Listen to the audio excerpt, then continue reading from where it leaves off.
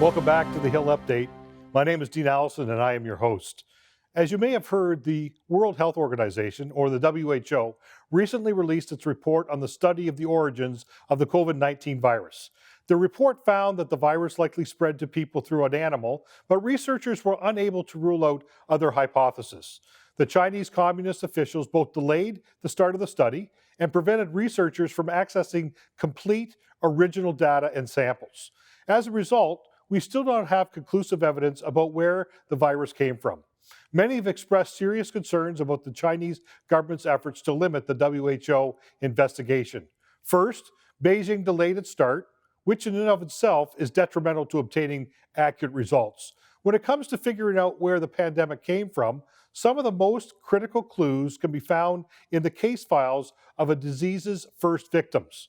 In February, it emerged that China refused to request to turn over 174 health records from COVID-19's first patients in Wuhan. Second, Beijing restricted access for WHO investigators who were trying to gather scientific evidence. Every step of the report was conducted with strict Chinese government supervision. In fact, nothing happened in the investigation that didn't have the tacit approval of the Chinese officials. The investigation was conducted by a team of 17 Chinese scientists and 10 non-Chinese investigators that spent 2 weeks conducting interviews under the constant supervision of the People's Republic of China. No interview occurred without several representatives of the Chinese government at the table. In February, Peter Ben Emerick, a team member of the investigation, had this to say about the study. The politics was always in the room with us on the other side of the table. Jamie Metzel, a former senior advisor under U.S. President Bill Clinton, told 60 Minutes that the investigation was essentially a highly chaperoned, highly curated study tour.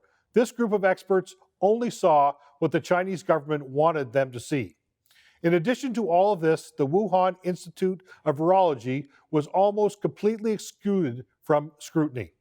Many of you have heard of this facility. The Wuhan Institute of Virology has been at the center of the theory that the COVID-19 virus had accidentally escaped from the lab by affecting one of the lab workers.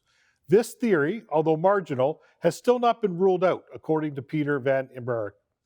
Experts say that it's critically important to determine the exact origin of the virus if we're to prevent the next global pandemic. There have been calls for our federal government to make it clear to Beijing that its lack of cooperation in determining the origin of the virus is unacceptable. There has also been calls for the federal government to work multilaterally with allies to seek the reform of the WHO. Many have expressed concerns that too often during this pandemic, the WHO has given in to China's demands, thereby undermining the global response. As a response to the Chinese government's restriction on the WHO investigators, it's important that the world unite and put pressure on Beijing to lift the veil of secrecy.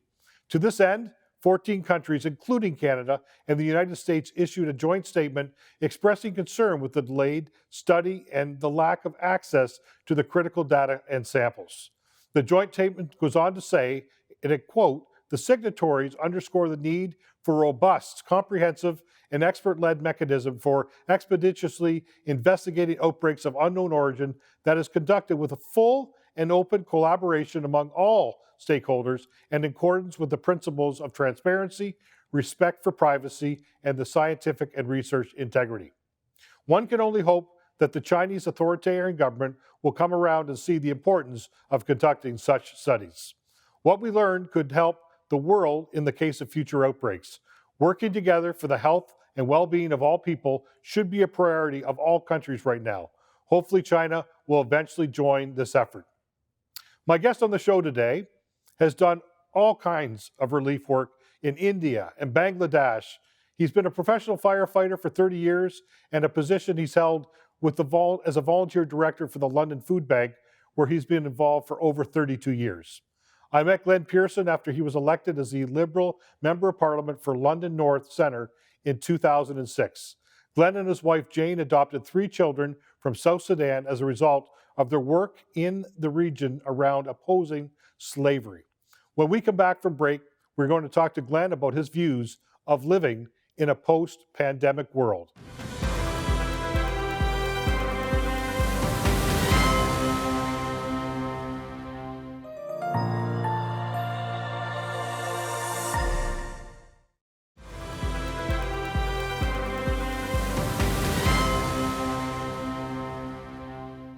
Welcome back. Joining me on the show today, I've got Glen Pearson, a former colleague of mine from the House of Commons. Glen was elected as a member of Parliament in the London area. And Glen, welcome to the show. I'm glad you're here today.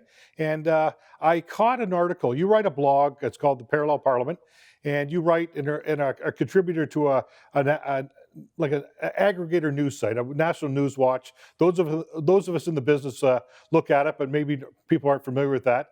And you wrote a very interesting article that caught my eye this week, and it's just talking about, political and politics are probably going to have to be done differently after the pandemic. Just give us a bit of thoughts on those. And I think it's really nice to see you, Dean. You and I have got along so well in Parliament. It's nice talking to you again. I think the premise of my article was that the world has changed so fast, even before the pandemic, but now, especially with the pandemic, that I'm just not sure our politics is up to it. And that was the premise of it. And I do worry about that. So we'll maybe talk a little bit more about that in the second segment. But let's talk a bit. You're on the ground right now, right? You actually are dealing with the food bank, and so you have an opportunity to see what's happening at Ground Zero. Talk to us a little bit about your experience and what you see in the community, in particular in London. Yeah, I think I was a firefighter for 30 years, a career firefighter, but I was also director of the food bank during that time. Then I went into politics and I stayed on as director of the food bank even during that time. It was a bit more stable back then. You could kind of know where the problems were going to come from, what the demographics were, those kind of things. But I think in this last year for food banks and service agencies in general, I just think there's just this great unknown. What we are seeing is a lot of compassion out there. Like, our food bank has never done so well. I've been the director there for 35 years. This is the best year we've ever had. On the other hand, the other smaller agencies that we're working with, that were also doing a lot of frontline stuff, they had to close down, during the pandemic. It was really difficult for them, which means a rise in homelessness, a rise, for people who are in poverty, really having trouble. So I think those trends, are probably going to continue on after the pandemic. I don't think they're going to recede. My question, we talk about homelessness, and we talk about employment and jobs and all these other kinds of things. What's your sense in terms of, I think when people have hope, that's quite different. If they have optimism about the future, my sense is, because this has dragged on for so long, maybe there's people that don't have as much hope as they used to. That obviously affects our frame of reference and how we deal with things on a day-by-day basis. Yeah, I think it takes a good economy to be able to pay for all of these social values that we need. And what we're seeing, at the start of COVID, everybody was confused, including us. What are we going to do? How are we going to get through it? And they come in and go out of it, and come in and go out of it, depending on what part of the country that you're in. And suddenly people who are working, in small, medium sized jobs, they don't know what to expect anymore. And then it's happened again today, right? With another announcement, there's going to be this month of lockdowns. I do worry, how are we going to pay for the kind of lives that we want when, if we get out of the pandemic, we actually haven't changed that structure? We haven't built up small and medium-sized businesses to the degree that we need to, because the larger businesses are just making a killing, many of them, during the pandemic. But the small ones where we live, or the medium-sized ones that are regional, they're really struggling. So talk to me about the people you see at the food bank. You mentioned that the generosity of people, which I've also come to see in my local area with my local food bank. People have really stepped up. Are you finding there's much more need for what's going on, or is it been sort of in cycles based on whether the economy's open or not open? What's been sort of your take on that? Yeah, I mean, our food bank is kind of unique, Dean. We help people directly, about 2,900 families a month. But we also help 50 other agencies with food that the public and business communities donated. And on both of those fronts, we've seen some real changes there. A lot of people coming to us now are women who were in the workforce, right? And now they have to stay home because of childcare or whatever it is. It's just been really difficult because of the lockdown. And for the agencies, those that are working with homeless and others, they've had to largely shut down as well because of social distancing rules and others.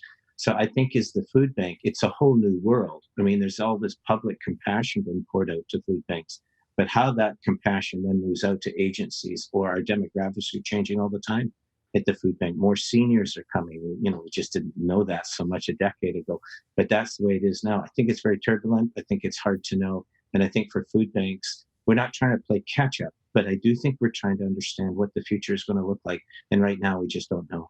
Great. Well, when we come back for break, let's talk a bit more about what's happening in politics and how we need to do things differently.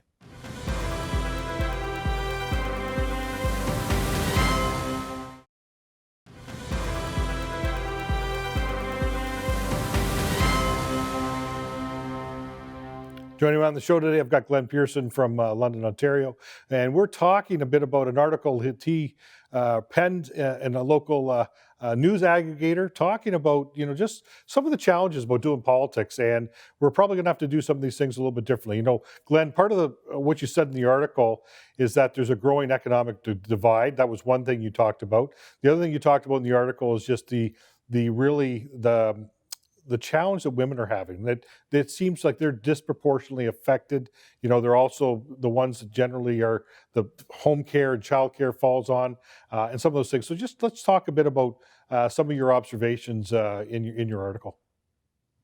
Well, we're seeing it at the food bank, Dean, the amount of women that are coming to us. But I think, like in the States, just the White House jobs report, which has come out just recently, noticed that 30 years of progress for women in the labor force has just been wiped out by this pandemic. So it took all this time to bring it to this point, and here we are. Meanwhile, groups like Apple, it took them 42 years to get to their first $1 trillion in value, and 20 weeks to get their second trillion.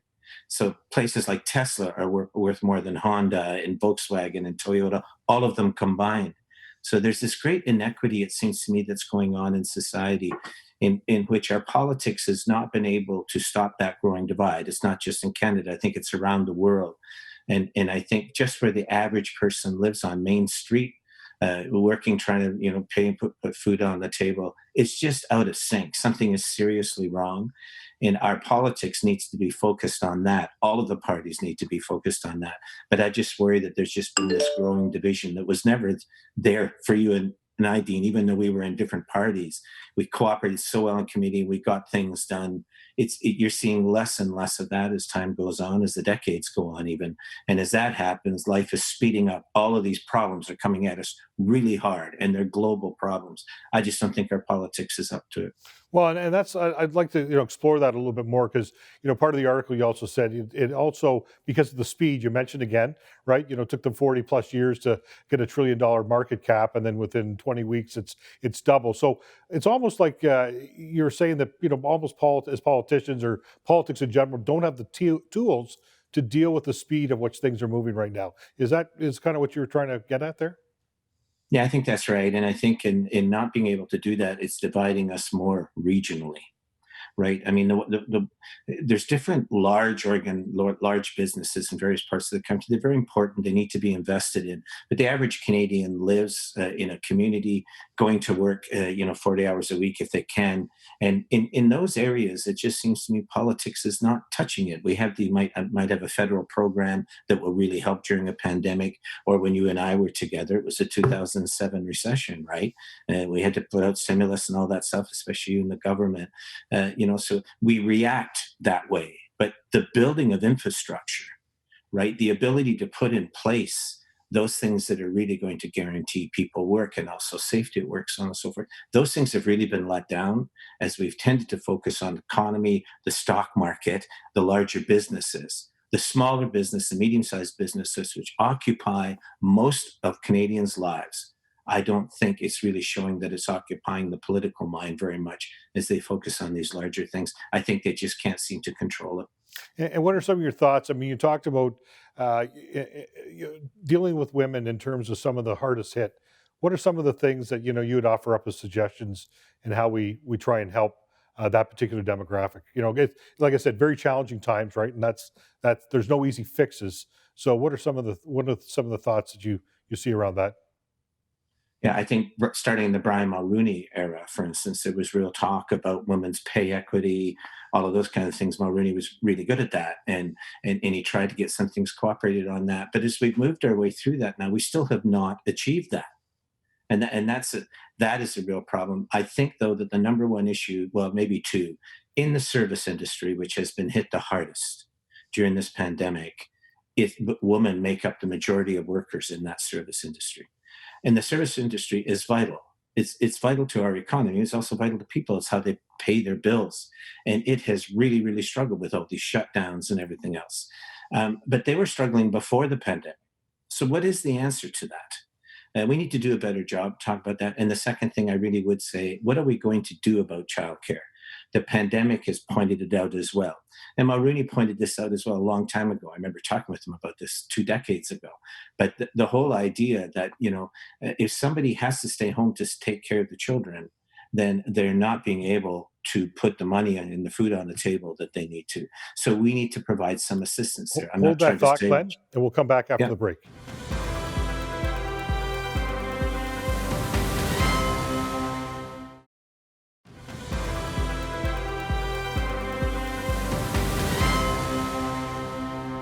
Welcome back. I've got Glen Pearson joining me on the show today. Glenn, just before break, we were talking about some of the concerns you have and some of the solutions. And I think we should talk more about that. But I cut you off. We're starting to talk about daycare and women in the workforce and what more can we do to help them be successful. So finish your thought there. Yeah. Yeah, I think it's important. I think during this pandemic, women have had to stay home because kids can't go to school. And now we're beginning to see the effect on women of having to do that.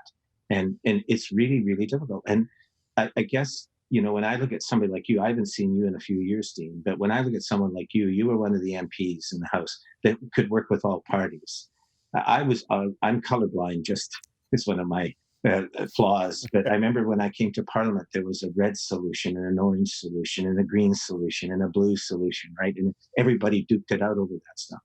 I understand that's part of politics, and I understand it's important in elections about that. But we've got to do better than that because these problems are happening so fast and they're so great. There's no way we'll keep up with them. We need a different kind of politics in which we can all focus on what is common. And I'm really hoping that issue about women in the workplace, especially, that will be focused on by all parties. Some kind of solution needs to happen.